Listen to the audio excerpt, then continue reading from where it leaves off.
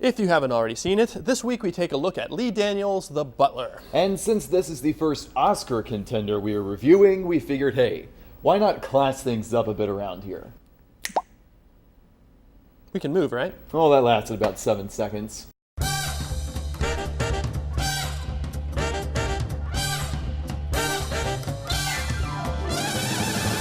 The Butler tells the story of one man's journey from a cotton farm in rural Georgia to the hustle and bustle of 1600 Pennsylvania Avenue. And no, this isn't the story of Jimmy Carter. He came from a peanut farm. This is the story of Cecil Gaines, a character based on the real-life Eugene Allen, who served as White House butler under 7 presidents.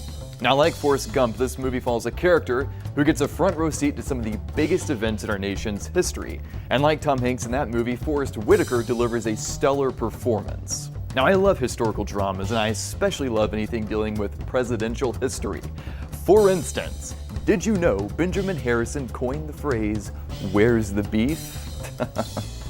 It's true. And speaking of presidents, the all-star cast impersonating commanders-in-chiefs is definitely worth a mention. It's as if Oprah got to play casting agent down on Hollywood Boulevard. You're playing a president, and you're playing a president, and you're playing a president. And strangely enough, even up against the likes of Robin Williams, Liev Schreiber, and Alan Rickman, it's John Cusack who delivers the most convincing performance as Richard Nixon. Now, the makeup effects deserve a mention here. The filmmakers did a great job of aging the characters and making the actors look decades older than they actually are in some scenes. And Hollywood has a checkered history when it comes to this effect. Now, sometimes they pull it off and it looks fantastic, like Dustin Hoffman in Little Big Man.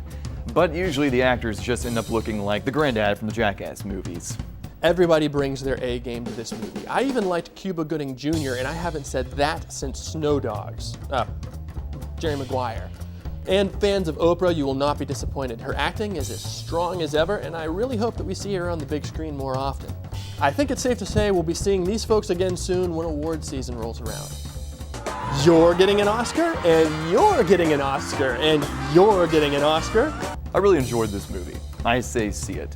Now sure, some of the scenes feel a bit over-dramatized and sentimental, but the performances are fantastic, and the story keeps you hooked. And hey, who doesn't want to see Robin Williams play Dwight D. Eisenhower? No. Never before has the military-industrial complex been so zany. I say see it. Now, it's a challenge to tell a civil rights story in a way that we haven't already seen, but this movie succeeds in doing just that. It could have easily been very preachy, but for the most part, it avoids that by focusing on the reality instead of the commentary. I feel like the ending could have packed a little bit stronger of a punch, but other than that, I say well done. Remember, always serve from your left, your other left, and catch our reviews each week on Facebook, Twitter, and WJTV.com.